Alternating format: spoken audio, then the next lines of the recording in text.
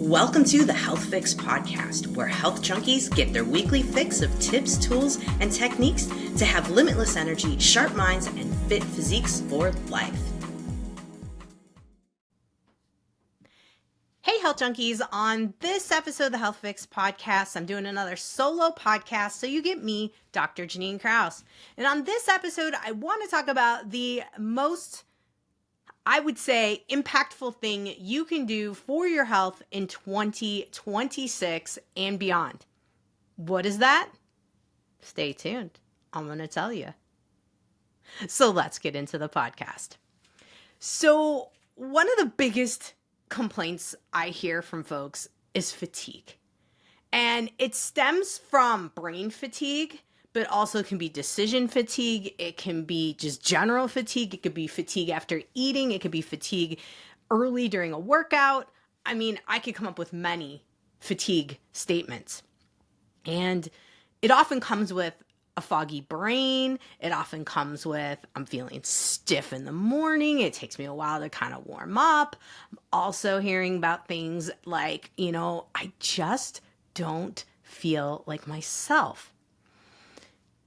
And right now, it seems like maybe the solution is supplement with hormones. Like, let's get on some bioidentical hormones and change things. But I tend to be the one who sees folks who don't do so well on hormones. And, there's not that magical response. And for many women and men too, the biggest thing that we're overlooking, that's kind of the biggest factor in all of aging, and we're jumping right for the fancy stuff, like the hormones, is the inflammation. Sure, I'm sure you've heard inflammation 100 times over, like inflammation, it's everywhere. But I think what a lot of people don't realize is inflammation affects every single part of your body, but in particular, it affects the brain. It alters perception of reality. It messes with your memory and your focus, and it can create a huge issue with your mood. When you don't feel good in your brain, you're not going to be the best version of yourself 100% of the time. That's a problem. And if we look at neurodegenerative, so conditions that degrade the nervous system, a lot of times it's looking at like dementia. It's looking at Parkinson's, Alzheimer's. Well, what's the root of that? Inflammation. What's the root of gaining weight? Inflammation. We could tie all this back to the body trying to do a good thing to heal us, and it overloads on it. And at the end of the day, inflammation is what makes us feel old. So what is exactly happening with this concept of feeling old? Like, what is going on? So your cells aren't repairing like they could, like they did back in the 20s, teens, when you were a little kid. And your mitochondria, so those are your factories in every single cell, are not producing enough energy. And so that will throw off hormones. And what also is going to happen is, especially when we try to adjust things, we cut calories, we work out harder, or we start trying to do some fasting and things of that nature, we might actually end up depleting some of the nutrients we need to our brain, because your brain takes up 20% of your calories you eat a day. It's a highly, highly needy organ.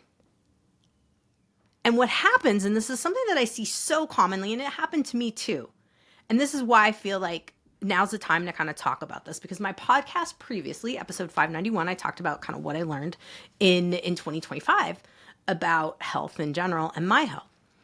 And what I'm really kind of putting the pieces together on right now is like inflammation causes you to have certain behaviors.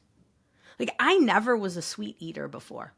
And I hear this from a lot of women, like, I never really liked sweets, or it's the opposite. I never really liked salty things, and now I'm going after chips. And I can't stop myself. And I have this like overarching urge to just eat these things and keep running back over and over again through the kitchen. And it's like, that's not even me. And this is where I'm going, yes, when estrogen declines, we will crave more carbs. And the body is driven to store more fat because that's where we can store hormones when our ovaries aren't making them anymore. But what if there's another thing happening here? What if part of this is the inflammation tied up in it? You know, a lot of people are like, I feel puffy, I feel foggy, I feel exhausted.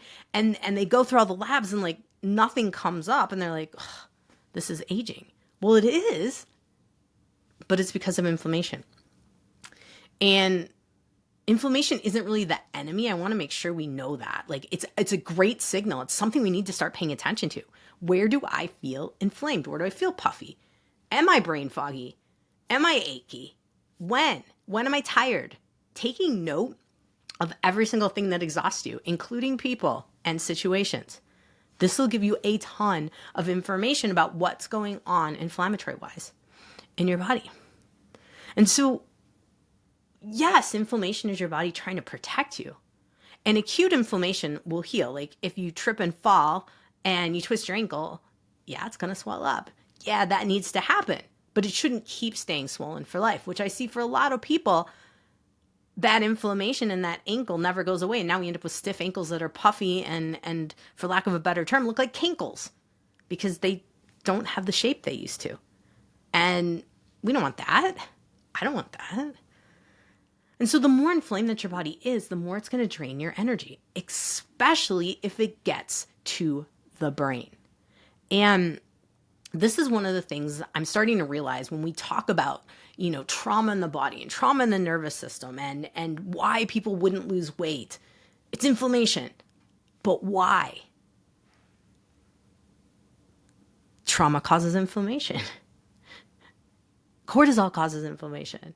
All the things that we're describing here, I think a lot of people will talk about trauma being stuck in the body, which yes, that can happen. But why? What's happening there? It's keeping the inflammation process going. Your body's on surveillance. It thinks it needs to keep healing something. And all of this, of course, accelerates aging. It blocks results. It blocks supplements. It blocks herbs. It blocks peptides. It blocks hormones from giving you good results. So going back to the brain, it's often the most common, but also misunderstood area of inflammation, fatigue, and brain fog. I kind of think brain fog is a toxic brain from inflammation, inflammatory markers. And, you know, how's it happening? Well, what happens is we have these things called cytokines. They're like messengers in the body that come from your white blood cells that say, like, if there's a problem, bring in the troops, let's fight it. And these travel through the bloodstream to go wherever they need to go. And they can cross your blood-brain barrier. And they can also over time make it more leaky. So maybe you've heard of leaky gut as a way that things get across from the gut into your bloodstream. Leaky brain, another concept there. And usually most people who have a leaky gut have a leaky brain. And my dad likes to joke that his brain's leaky just in general. That's why he forgets things. Well, yes, but also, you know, he's 89. How much inflammation's in there? He likes to drink. How much inflammation's in there? Loves sweets. Something to think about. So those cytokines, those chemical messengers from our white blood cells will take the messages and they'll go right inside your brain into something called microglia, which are little cells in your brain. They're immune cells.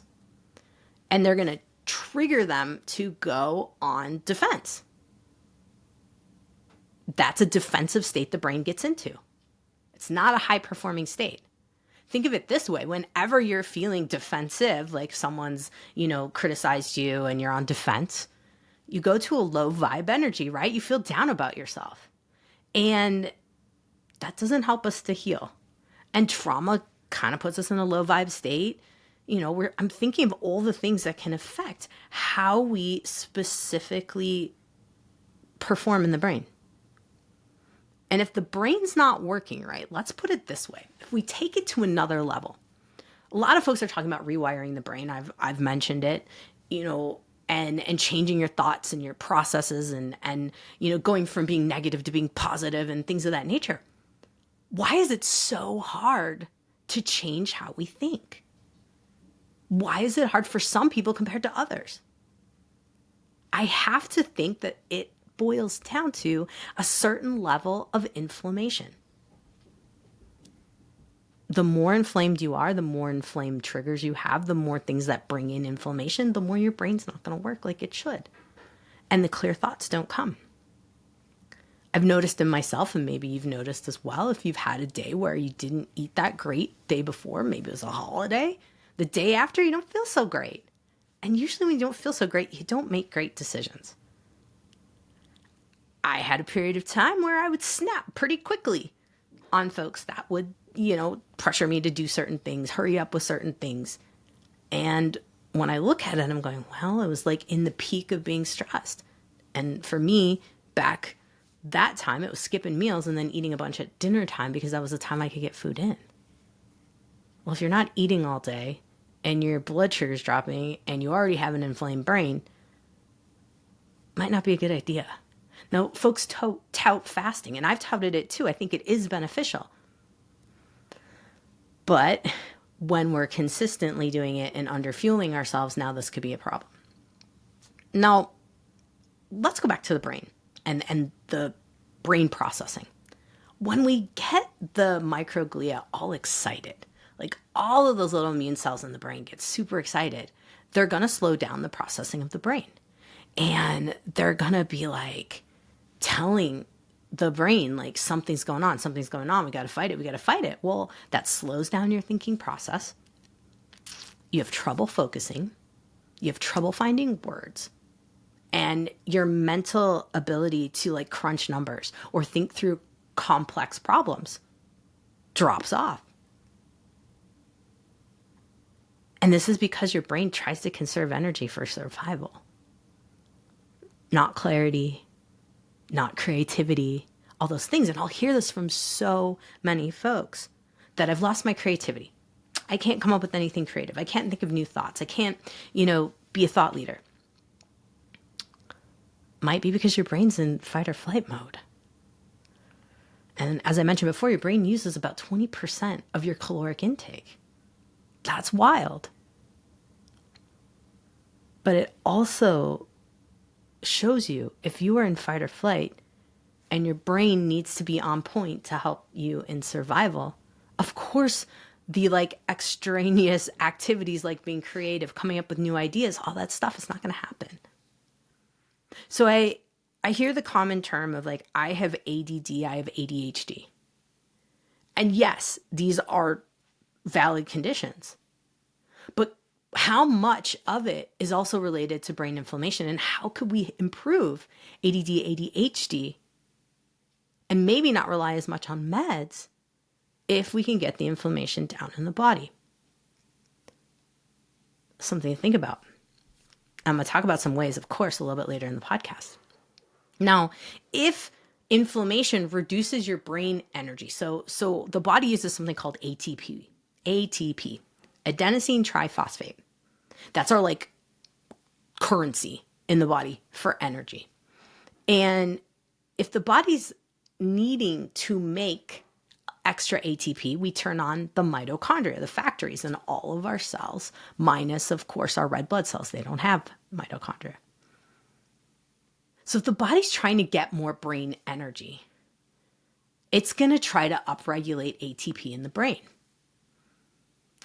If we're inflamed, we can't do that.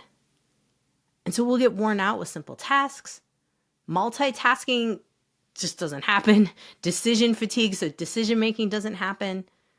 And literally, it's like your brain's running low on fuel. And this is why often after meals, like you fuel yourself up and then you're just like, cog down after the meal. Because your body's like, what do I do with all this? I'm already inflamed. I can't use the energy. I see this commonly in folks with Parkinson's. And so this is something we need to be thinking about. The other big thing is stress, and little stressors throw us way over the edge. We can be more fearful than we ever were. We can be more anxious. And I hear this a lot from a lot of women. And yes, progesterone plays into this because progesterone is kind of our calm sister hormone. And for guys, this is relevant to you too. Progesterone, guys have progesterone. You guys can calm with it too. Some guys that have microdoses of progesterone to help them. But here's the crazy thing. Like we will go to, if I don't handle a stressful situation well, I need to work on regulating my nervous system. Yes, that takes time. And we can do it. But also we'll think about, I need to rewire how I think about that. Yep, also takes time. But can be super simple if you work on your beliefs. But here's the thing, how can you get positive beliefs? How can you change your like fearful thoughts if you're stuck in brain inflammation mode? It's tough. At one point, not too long ago, I found myself starting to think about worst case scenario while driving. Like, what if I flip my car right now? I'm like driving and there's no one on the road. It's so weird, right? Like if you've ever driven in northern Wisconsin, your biggest issue is turkeys and deer. That's it. Maybe a fox or something, but really turkeys and deer. I don't have traffic issues, but my brain was like thinking about crazy things. And so it shows you how much inflammation can have you in that negative thought loop, thinking weird stuff that would like never happen, but like worst case scenario stuff. And if you're already a worrier, things can get worse. Things to be thinking about. Totally, pun intended here. Now, what complicates this is also blood sugar issues. And of course, most people now have connected that inflammation equals dysregulated blood sugar and too much sugar and too many carbs and this and that and other. But what I think we're not really thinking about as a whole is that if we don't address insulin resistance, which is very common over 35 in men and women, then we're not going to get much results on other things. And I've learned this the hard way with hormones. I've tried to give hormones and we're slowly working on the insulin resistance, but nothing moves. Same thing goes if you give a peptide like a GLP-1, so tirzepatide or semaglutide. They're meant to work on insulin resistance. But if someone's so dysregulated and so inflamed, we may see some issues. So we need the vitamin C there. We need some foundations there. And we need to be looking at like the whole picture of inflammation. Because one of the things I've seen by using tirzepatide in patients, a lot of them are like, my brain is back. I can think clearly again. This is amazing. And yeah, because it's working on that inflammation. But for the folks that aren't getting the faster results and the brain results like that with the GLP-1s, what we're looking at is like, okay, we've got other areas that are coming in that are causing inflammation. GLP-1s are effective, but you can't get results with them if you're eating junk food, if you're not sleeping enough, if you have so much coming at you in terms of stress that you haven't dealt with, that's a problem. And especially if there's a lot of overload to your brain. One of the biggest factors when there's insulin resistance is neurotransmitter balance is highly disrupted. And when that neurotransmitter balance is off, now you're going to have some serious issues of how you think. Most of the time it's looking for dopamine hits, like more sugar, more sugar, more sugar, hit that button, more sugar. That's a problem. And your brain works off of glucose. So you need some sugar. You need it to happen. But when you have insulin resistance, you're not getting the sugar to the brain. You're not getting the sugar to the cells. It's hanging out and getting stored as fat. And this is where we get a lot of that like anxiety and brain fog kind of component. A lot of where the difficulty concentrating comes in. And this is where we've got to think about like, okay, how do we help these neurotransmitters? Because dopamine is going to impact focus and motivation. Acetylcholine is going to affect your memory and how you learn.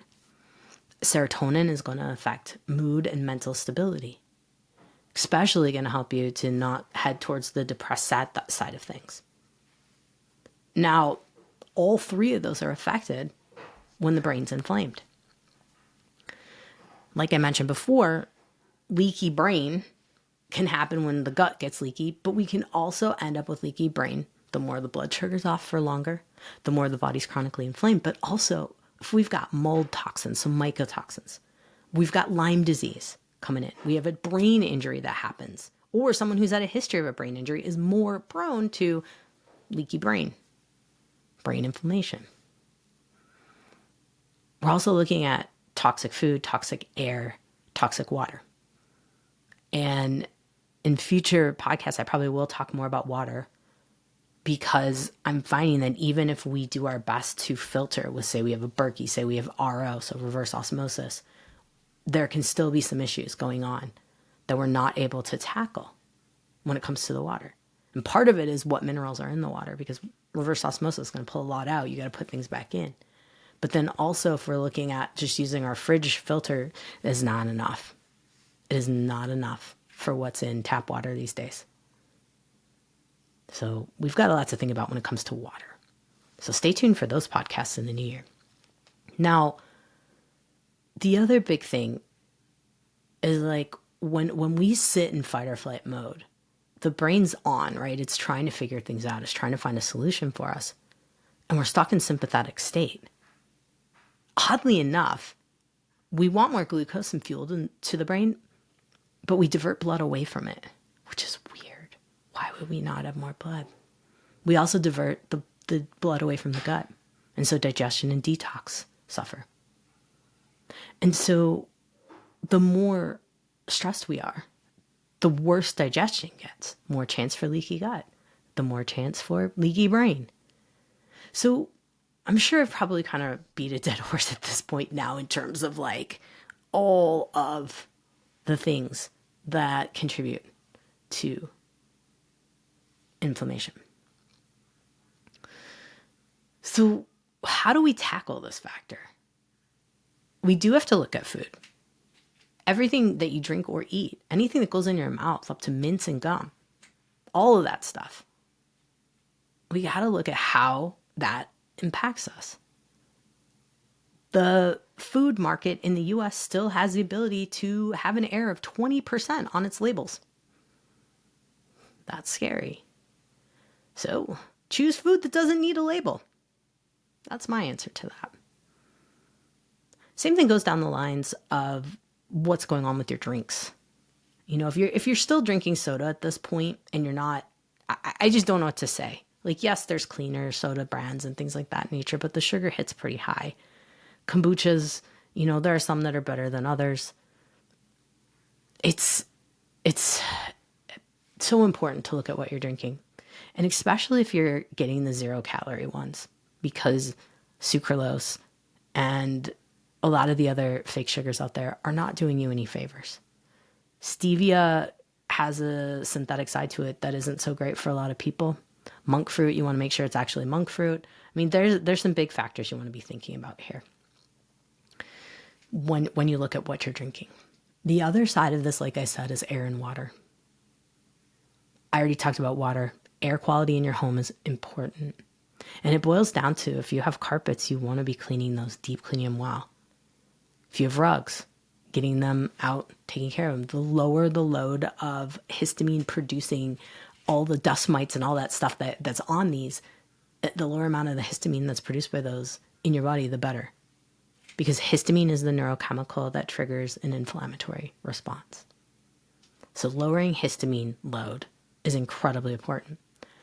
Checking all of your pipes, checking under your sinks. This is the great time to do that. It's a New Year's check. Look behind, wherever you have piping and plumbing in the house. Look behind your toilet.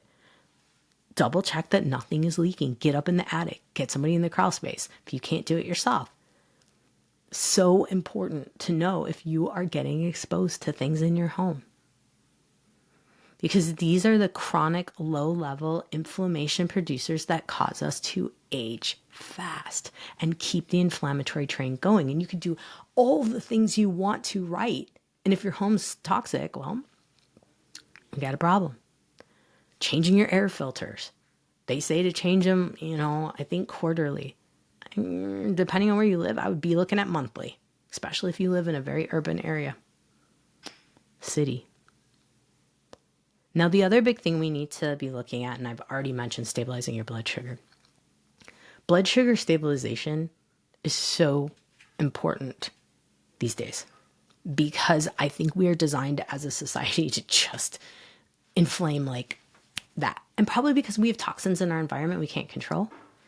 And, maybe we're eating foods that we don't get along with, which is another reason why in the beginning of the year, I always like to do a little bit of a metabolic reset where I take out the inflammatory foods. You want to know what the inflammatory foods are? Sugar, wheat, soy, dairy, and sugar, wheat, soy, dairy. We're doing real good today. See, maybe I got a little brain inflammation I need to work on. But also with the sugar, wheat, soy, dairy components that really cause trouble, sometimes folks will have issues with high histamine foods. Sometimes folks will have trouble with citrus fruits. How do we know what we have trouble with? We take out the things we eat the most, like eggs, high histamine. Take that out, bring it back in after a month. See if you get a reaction. See if your brain gets a little foggy. See if you get tired after eating that food. Introduce a new food every 72 hours. It's called the the elimination diet. Now, the other big thing is improving your circulation and oxygen delivery too. I talk about this a lot with Chinese medicine because it's kind of like the foundation of everything in Chinese medicine. If there's not circulation, there's not good circulation of qi, energy, which is ATP and nutrients, and then the circulation of blood, just blood in general, the vessel to get everything there, we get problems. And I'm noticing a lot more people are struggling with oxygen delivery to their tissues.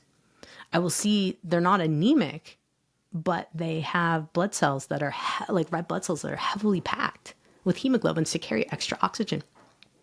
Then I look at their carbon dioxide levels and they're low. Anything under a 25 on a CO2 level in your blood, this is your comprehensive metabolic panel, that means you're not breathing well. You're not getting a long enough exhale to build up carbon dioxide so that you can effectively release oxygen to your tissues. This is a problem. So could your breathing be creating some inflammation in your body? Absolutely. It's contributing. It's not the forefront of it. I would say for a lot of people, it's blood sugar. And this is why everyone says protein, protein, protein, protein. But I think protein is relative to your body size, what you can tolerate, what you can digest. Because if I learned anything this year in my own self, I was trying to get my body weight in protein, like my ideal body weight in protein, which is 130 grams. But I felt like crap doing it. And I tried enzymes, and that's usually my go-to with my patients. Like, let's do some enzymes, say we do. Didn't work. Dropped it down around the 100, 110 level, felt better. So we got to be thinking about these things. Like, I could give someone a general ballpark, but we got to see what really works. Too much of anything isn't a good thing, right? The old adage of moderation, everything in moderation. So when we're looking at improving circulation, I'm going to talk a little bit about that as to how we can judge if circulation is a factor for you. And I would venture to say that most people have some circulatory issues right now. If your hands and feet are cold, you have circulatory issues. If you've had a blood clot, you have circulatory issues. If you build up with fluid, if you've been sitting on a plane for too long and your ankles get really swollen, you have circulation issues. If at the end of the day, you have sock lines, you have circulation issues related to lymph more than it is blood flow, but lymph and circulation are synonymous. Just the other day, I was talking with a fella who has a 15-inch long clot in his leg. Didn't have a vaccine.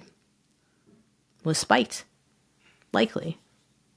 But here we have 15-inch clot in his leg. He got COVID pretty bad when it first came around in 2019, 2020, in that time frame, in that winter. And ended up, the clot started then. He was taking testosterone replacement therapy at the time. He was on a really high dose of it. Probably what also slowed down blood flow. Something we need to think about. Hormones do slow down blood flow to an extent.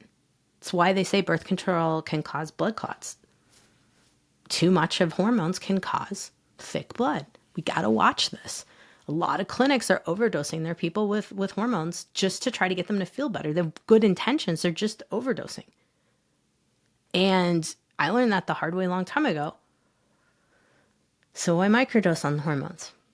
But we have to be thinking about how inflamed is someone before we give them hormones. Because we know that the COVID, whether it's vaccine, whether it's the virus, we know it causes increased clotting in folks. We know it causes increased inflammation in the arterial and the vein systems, so our circulatory systems. So we got to be paying attention. Like, we got to be thinking about this, like, moving forward. Like, we're in a different realm when it comes to how inflammation affects your circulation. And at the end of the day, when I look at Chinese medicine, it makes so much sense when they're talking about individual organs. Liver qi stagnation, liver blood deficiency. What do those mean? Energy not moving through the liver well. Well, liver can't detox. Blood deficiency. Not enough blood going through the liver. Thick blood. Blood deficiency is thick blood to an area. You can have blood deficiency in multiple areas, not just the liver. You can also have issues with qi and blood stagnation in the Chinese world. Regardless of how you feel about China, the point is Asian medicine makes a freaking lot of sense. And on a simple, term, it's like energy not getting there and blood not getting there. What happens to an organ if it doesn't get blood?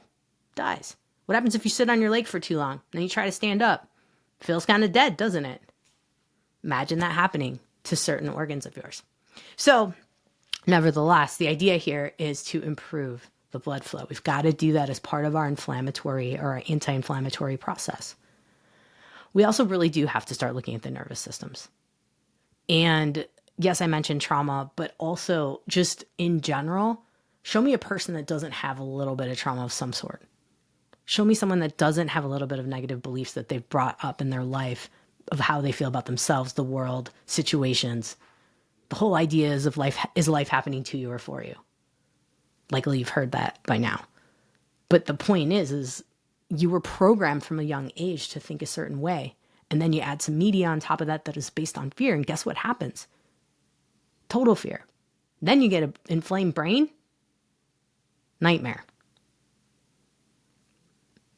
I don't want that for anyone. I don't want that for anyone. And that's why I'm wanting to talk about this. So I already mentioned the mitochondria. I already mentioned how that impacts, because a lot of folks are talking like creatine. We need creatine to help us with our muscle mass and helps with the brain and this and that. Yeah, but there are other things that can help the mitochondria even better. We have a legal peptide. So there's research peptides, which are not considered legal, and there's legal peptides. SS31 is a great peptide to consider to help with your mitochondria. It's not as like quick acting as something called MOTS-C. MOTS-C is not legal. That one's a research peptide. I like MOTS-C better because people actually notice the result and then can see the value in taking it, versus SS31 is a little slower. But the kicker with SS31, you can see the results on labs. And this is where I am a stickler about looking at measuring your inflammation in your body. I run a lot of labs on folks when it comes to a once-over screen. And in particular, I've started to do some different ones in the last year plus since seeing what's happened with the virus du jour, the COVID, and its clotting capabilities. I like to look at cytokines. So interleukin 6, IL-6, tumor necrosis factor alpha, TNF alpha. So it's like, looks like TNF and then a little A. And then interleukin 18, interleukin 1B. That's a big deal. These three are major ones to help us to really see what is going on in the body when it comes to the signaling, because cytokines are signalers from your immune system telling your immune system it needs to act. And when those are high in the body, that means we've got a highly inflamed body and a highly inflamed immune system. And the immune system and the nervous system will play back and forth. And I see this a lot in my folks who have had high ACEs, so adverse childhood events. I've seen this in folks who have had brain injuries. I see this in folks who have had a lot of recent trauma. It goes back and forth because you'll end up with a hyper-regulated immune system, and then there'll be something that taxes the nervous system. Or there'll be something that taxes the immune system, like they get a bug, cold or flu. Then the nervous system goes on hyper alert, and we see the cyclical pattern of high inflammation, and then it drops, and high inflammation, and then it drops. I'm starting to be able to really track this in folks, especially since I've seen them for 10 plus years in my Tacoma practice. So these are some of the things you want to be looking at. Do I have patterns of I get sick and then either my nervous system pops off or my immune system keeps me sick for longer? We can look at metabolic stress quite easily. Fasting insulin is a great marker. Hemoglobin A1C. There's something called the HOMAIR. What that really is an insulin resistance marker that you can tag on to a NMR test, which is your particle testing for your cholesterol. And I like doing that one. You can do it independently too, but really, if you're going to test insulin resistance, you could just get a fasting insulin. I add the HOMA-IR if I'm going to be doing lipids, like all the cholesterols. And along those lines, if you look at your ratio from triglycerides to HDLs, you can see too if there's a lot of metabolic stress. Continuous glucose monitors can also help quite a bit in this case. Now, there's a ton of debate on what's the best one out there. The one you'll use is what I'm going to say, because it's going to give you consistent data over the course of time. The first 2 days and the last 2 days, not so great. So even though there are 14 days that they're on your body, really 10 days are the ones you want to be paying attention to, because the first two, it often shows that you're either like really high or really low. And then it starts to peter out a little by the last 2 days of use. I tend to have people use them for about a month and take about 20 days out of that month in terms of the information and eat all your favorite foods and see what happens. Put yourself into your stressful situations, see what happens. It's eye-opening. It's really eye-opening to use a continuous glucose monitor. So CGM is short for that. And there's a ton of different options out there. You could ask your doc to order one for you, the different Freestyle Libre ones. And then there's also like Stello and other ones out there. Now, another factor that was a big clue for me when I started to realize I was getting a lot more inflammation the older I got was something called 8-OHDG, which is 8-hydroxy. I still have some inflammation I need to work on. But 8-OHDG is a good marker to look at inflammation in the body, because it's going to give you the level of oxidative stress you have going on. Another good marker of oxidative stress is the oxidized LDLs. You can run that with a cholesterol panel and like LabCorp Quest or something. The 8-OHDG, I get that one through the NutriEval from Genova Diagnostics. So that one is a great one. Can give you a lot of insight as to what's going on. The lower glutathione you have in your body, the more oxidative stress you have as well. Now, a micronutrient test can tell you how much glutathione you have in the body. It can also tell you about the precursors, vitamin C, vitamin E, and then alpha-lipoic, which keeps it recycling through the system. I like that almost as a better tool than just straight 8-OHDG. So those would be some of the looks in terms of what's going on oxidative-wise. And what's oxidative damage anyway? It's free radicals. So it's like, I call it cell poop from the body making ATP, so it's energy, in the mitochondria. We'll end up with a lot of reactive oxygen species, and those are oxidative damage. Folks who overexercise, folks who are pushing themselves to the limits with work will also see this happen. You'll tend to want to make sure, if you're going to do a micronutrient test, that you at least wait 48 hours between your last like heavy workout and get the blood drawn, because it can be a little misleading. You can also have like abnormal liver enzymes too if you don't wait that time frame, which leads me into inflammation in the liver. The liver enzymes will go up, especially the more fatty the liver is, the enzymes will go up. And conventional medicine's not going to catch a fatty liver until the liver enzymes are actually abnormal. And so there's something called the hepatic steatosis index that you can Google, and you can put in your numbers there from your labs. You'll need your A1C, so your hemoglobin A1C for your blood sugar, and you'll need your your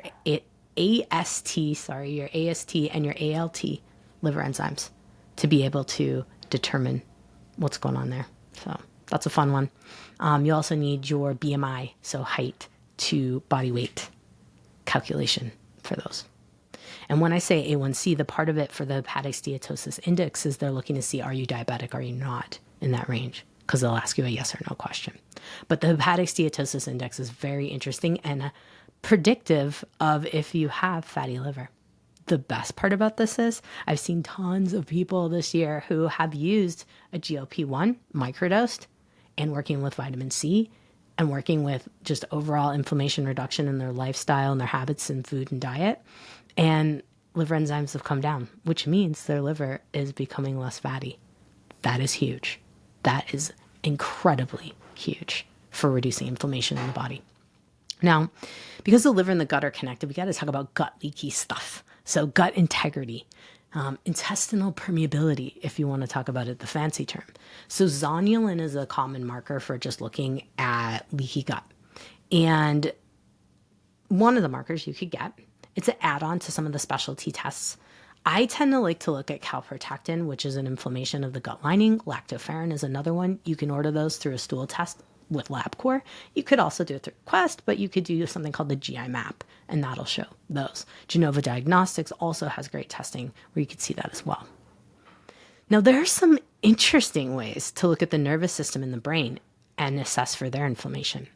Now, I'll be straight up honest, I don't use these tests very often.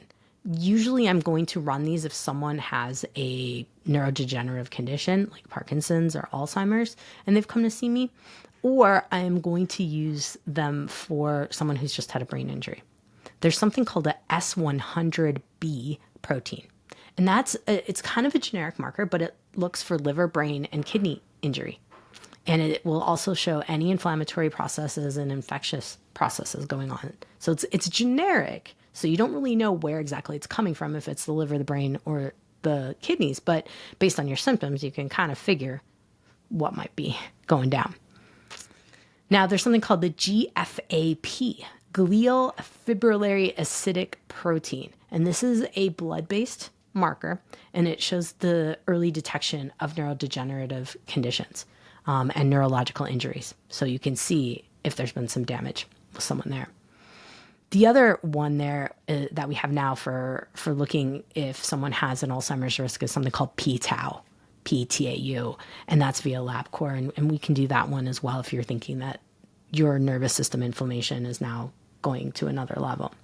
Or if you have a family that member that has it, you want to, or let's put it this way, they've not been fully diagnosed, but you suspect, that's a good way to kind of see, and then to look with the rest of the family members to assess.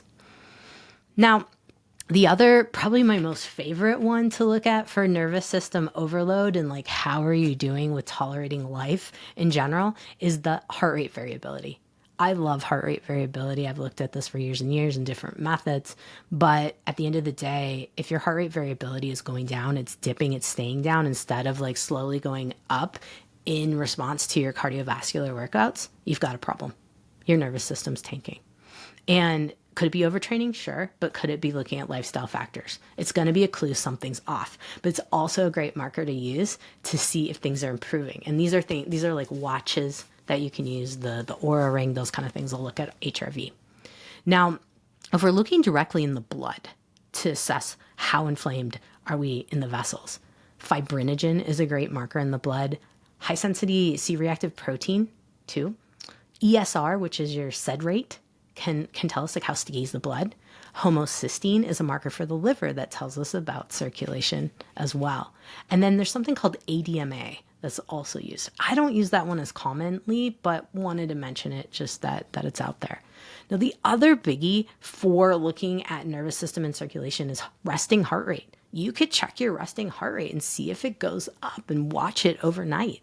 If it goes up consistently over time, or it's like it used to be in the 50s, but now it's in the 60s, or now it's in the 80s, you're experiencing neuroinflammation. And that one we can see just from Fitbits. We can look at, if you have a Garmin, if you have, a Whoop, any of those will tell you that, even your Apple Watch. So you can imagine that these tests, not all of them are commonly ordered by a primary care provider or a specialist even. And so a lot of times you can just be told everything looks normal, you're fine. But this is why we need to dive in, and we have to start asking questions. You have to ask, did you have any of those labs run? And by the way, I will have a PDF available with a summary of everything I've talked about today. So if you're like, I'm driving, I can't take these notes to know what tests I need to look at, don't worry, I got you. And there'll be a link in the podcast notes at drjkrausend.com. I got you. All right. So your nervous system is probably one of the main areas of inflammation.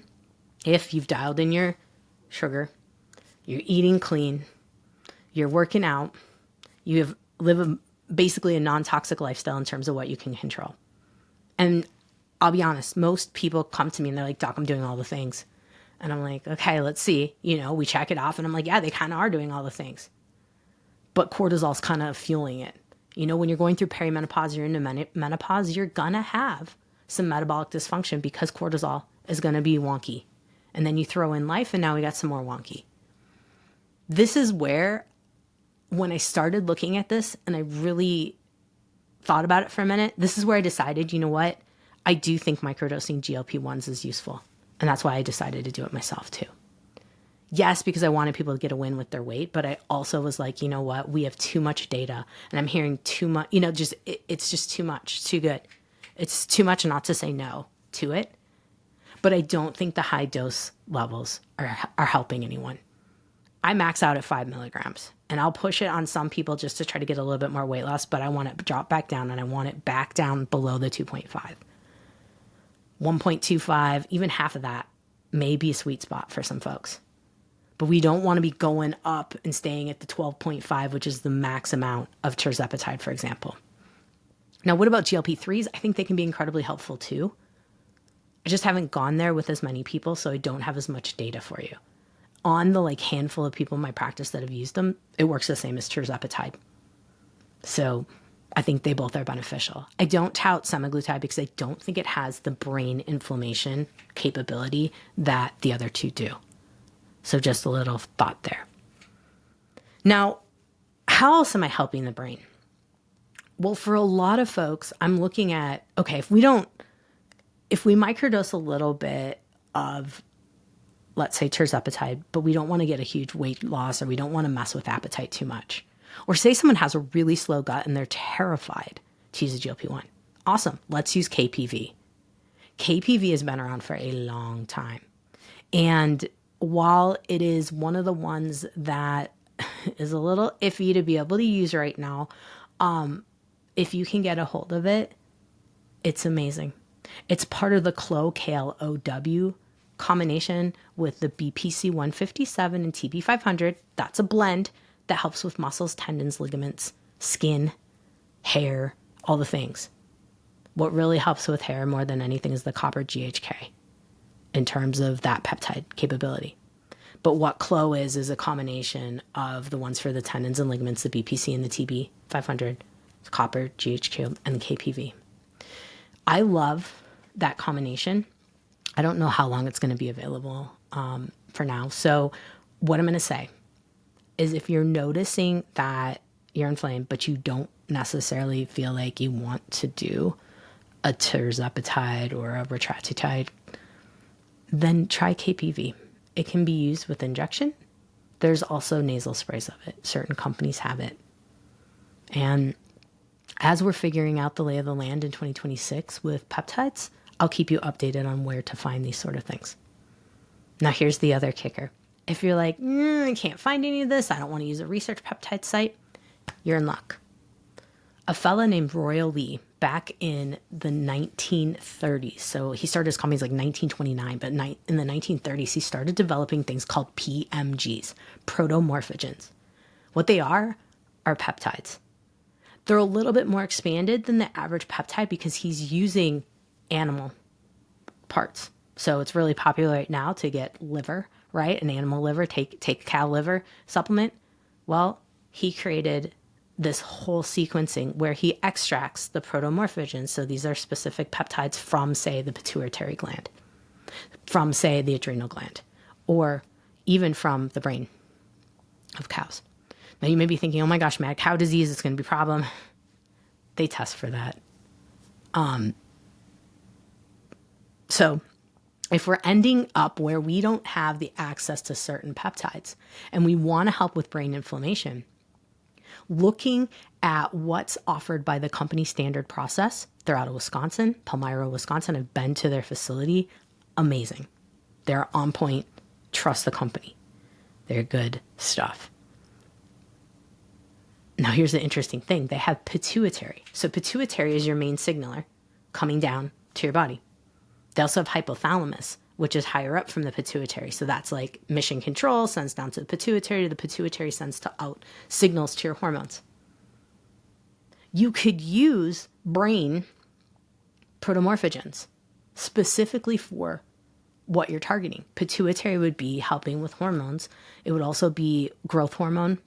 It would also be helping with ovary signaling. If you wanted to use the pituitropin, with something called Ovex, which is another version of a peptide offering, it's called a cytosol-based type of offering from Standard Process, where it's stimulating the ovaries.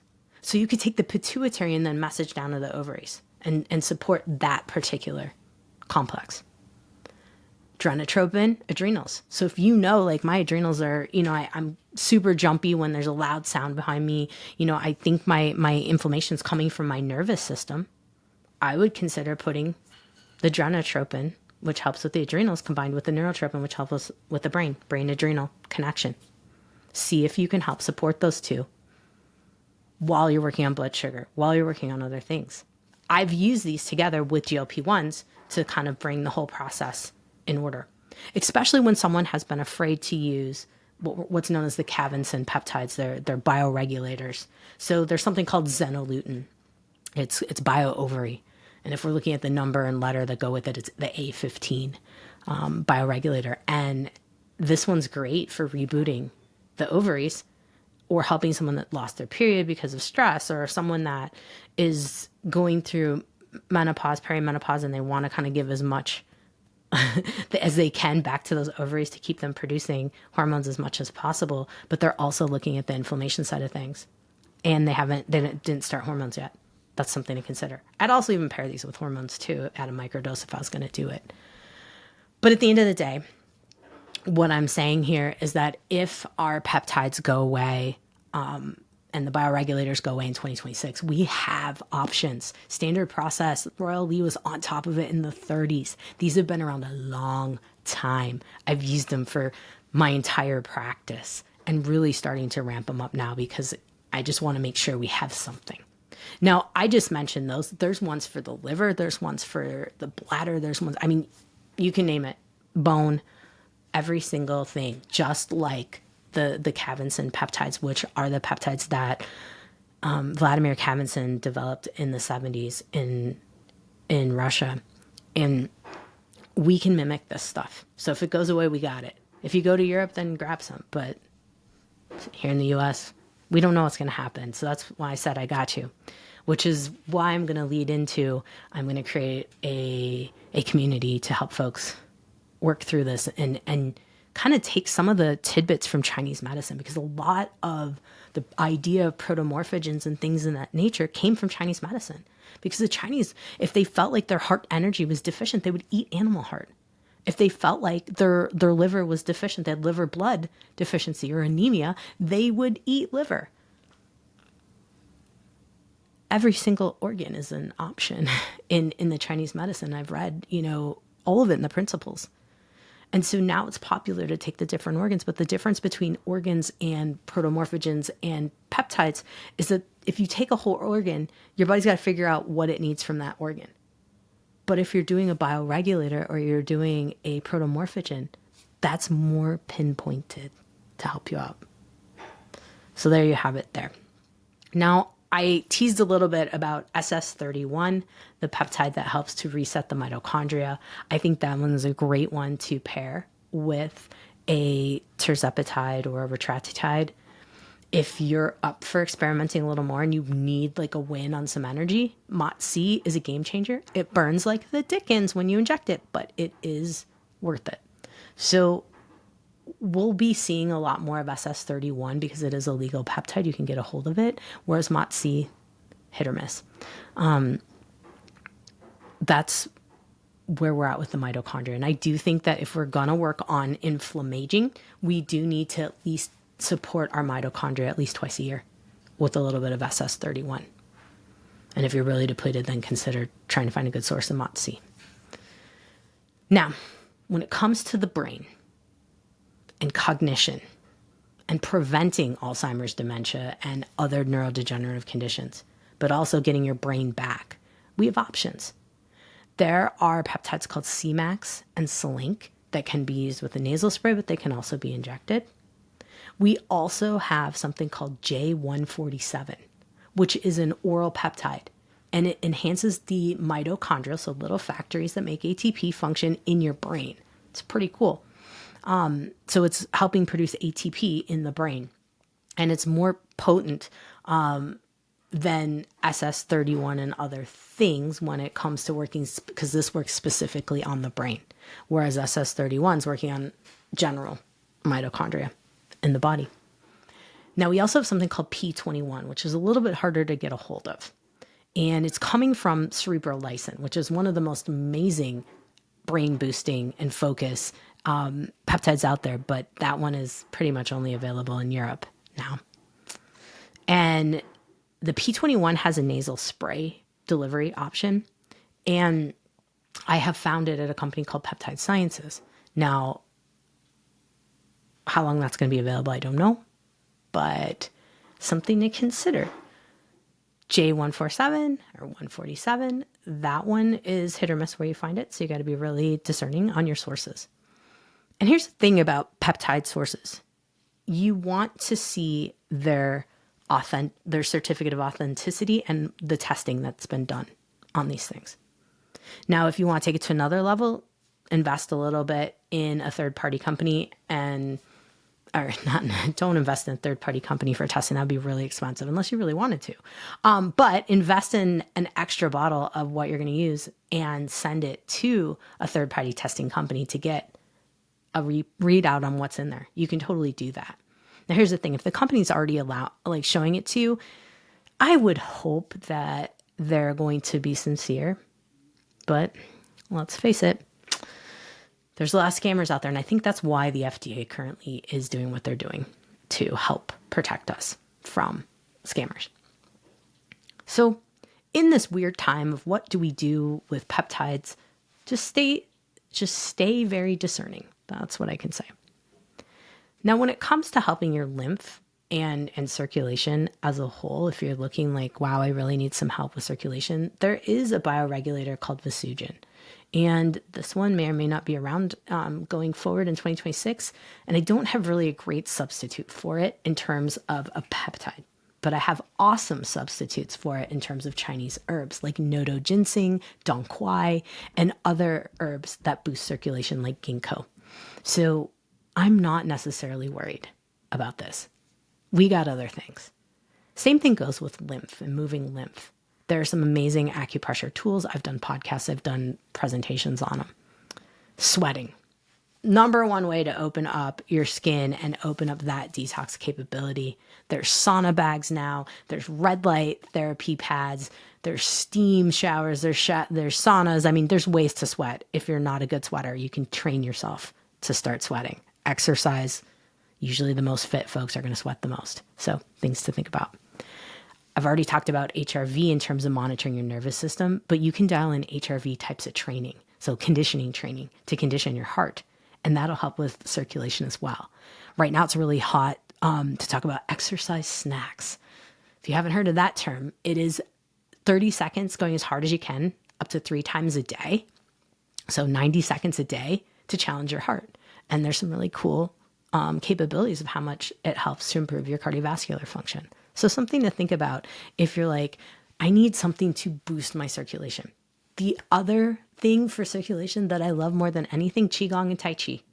There are plenty of techniques to work on your hands and fingers to get circulation to them. There's lots of fun techniques to get lymph and blood moving.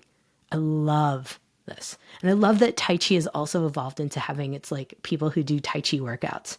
Super fun. Tai Chi walking. That's like a hot thing right now. All right. We've like made it into a full on fitness thing.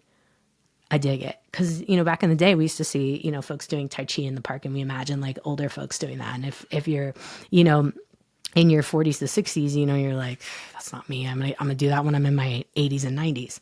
But I think there's benefit now, and we've kind of made it a little cooler. So I love it. I love it. So, inflammation. You can tackle it. You can eliminate it. You can manage it. And when I say eliminate it, I had to stop there for a minute, because I'm like, well, can you fully eliminate it? You don't want to, because you need it for a protective capability if you hurt yourself. So I'm going to retract my statement there and go back to inflammation. We want to make sure that we regulate it well. And we want to make sure we're on top of it, because that is the main way to counter the signs of aging as you get older. We have some really awesome tools available to us right now that are legal. And then we have some that we're going to have to work on. Now, copper GHQ, you can get that in the mainstream.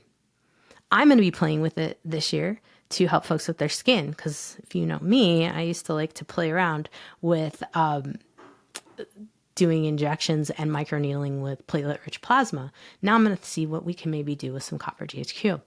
What's on the horizon for peptides, and this may be something that comes out new in the next year or so, if with maybe the ones that are more legal, is dermal. So applications topically with little micro needles that you can put on in a patch to deliver the peptides, versus having to do injections all the time. Because let's face it, I don't know about you guys, I'm a geek. I like needles. I don't know how I'm not a drug addict, but it's because I've seen that you can do beneficial stuff with them, I guess, versus the drugs. Nevertheless, if you're not into injecting, there are things that are coming out there. I don't think that oral peptides are as strong as the injectables. I truly believe that. Now, am I going to say the oral ones are junk? No, you're probably just going to have like 50% of your benefit, with the exception of BPC 157. So this one, if you have a leaky gut, Body Protective Complex 157 is one of the best things for leaky gut. Hands down, I love that one orally. Now that's for your gut. Notice I'm not saying for tendons and ligaments, shoulder injuries. I'm going to say you got to inject to get the best effect. So, all right, I could talk for hours on how much I love these different things and where I've seen benefit, but I do think injectables better. Nasal sprays are decent. And if you're like, I just can't inject myself, that's okay. Use the oral stuff. They do work. The PMGs, the protomorphogens, and the bioregulators actually work well orally, by the way. Straight peptides, which are going to be the ones like the SS31 and the terzepatides do better injectable. All right. So what am I up to in 2026? I am looking for your input. And I'd love to know if you guys are interested in a community, if you would like to hear more information on the peptides and how you can optimize your health, reduce your inflammation, and not be taking handfuls or stinking supplements. Because I am on a mission to figure out how we can lower how many things we have to take. And of course, yes, I may swap with a little bit of injections based on what I'm talking about here. And I'm trying to figure out how I can best support you guys going forward. And I'm going to switch up the podcast a little bit in 2026, where we do some trips and we look at spa vacays and different things of that nature to help you kind of round out how to get that neuroinflammation down. Because I truly believe that brain inflammation and neuroinflammation are some of the things that really impact our ability to think clearly when it comes to health, and our ability to think clearly when it comes to being able to take care of ourselves on a foundational level. It's what gets us to skip meals. It causes us to say, I'll do it later. I don't feel like it. I'm so tired. And has us making poor choices. So if I can impart anything in 2026, look at your inflammation, look where things are going south, and work on the blood sugar component, work on the brain component, and the circulation component as it relates to your entire body. If you're interested in taking a survey from me to help me learn more about what you're interested in and how I can best help you using the podcast, but also some live Q&As, some webinars, I just really want to help and offer sound advice from someone that's been in the field for almost 20 years now, because I'm seeing so many people using AI, and I think it's great for foundational direction. But AI hasn't been in the field. It doesn't know the inside outs, and it doesn't know you. And so I'm looking for how I can bridge the gap between the mess that is the medical system, folks searching out their own answers to help their health, and how can I bridge that gap and help empower you to take the steps that are going to be awesome for your health and longevity. Thanks for listening to the Health Fix podcast this year. And if you've been around for a long time, for all these years, 8 years, it's crazy. It's been that long. I can't say thank you enough. And I'm committed to keep doing this and helping bridge that gap. So if you're open to helping out, please fill out the survey. And anyone who completes the survey is going to be entered for a chance to win a 90-minute 2026 health strategy session with me one-on-one. I'm going to keep it open until January 8th, and then on January 9th, I'm going to announce the winner. So if you're open to helping me out, I'd really appreciate it. Thank you guys. Have a great day, whatever you're doing.